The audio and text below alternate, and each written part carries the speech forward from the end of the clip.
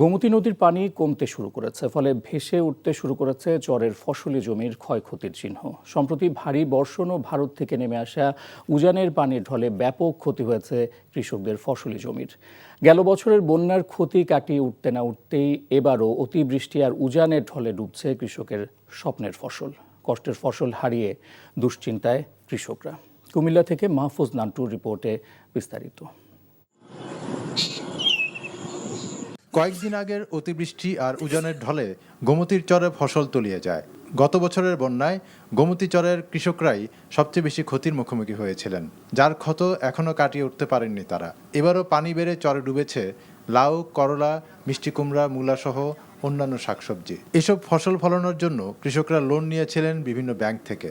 এখন ফসল হারিয়ে দুশ্চিন্তায় চরের কৃষকরা। এই যে 6 শতক জায়গা করতে যাই আমার মোটামুটি 11 লাখ টাকার উপরে আমি ব্যাংক থেকে ঋণ নেওয়া।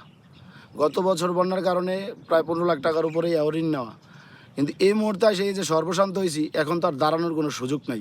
এই বছরে আমার বন্যা আইসা সারে আমার 10 লাখ টাকার মতন লস। 10 লক্ষ টাকা সিসি লোন কইরা এই টাকা আপনার এই মাসে মাসে 30,000 টাকা করে দিতে হয়। জেলার সদর উপজেলার গোমতীর চরে, জালুয়াপাড়া, টিক্কার চর, বুড়িচং উপজেলার কাচিয়াতল, ভান্তি এলাকাগুলোতে ক্ষতি হয়েছে বেশি।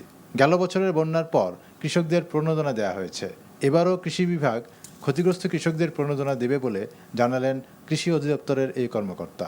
সরকারের ইচ্ছা এবারও আমরা আছে, আমাদের প্রণোদনায় কিন্তু সবজি চাষিদের জন্য প্রণোদনা আছে, সবজি বীজ সহ নানা ধরনের উপকরণ।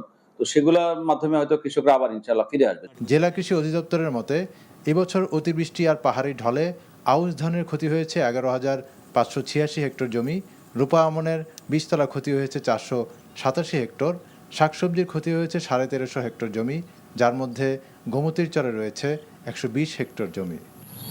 NTV news desk. বান্ডেল থাকলে প্রতি সেনমানিতে টাকা বাঁচবে। বিকাশ সেনমানি বান্ডেল কিনে জিতুন প্রতি লেনদেনে।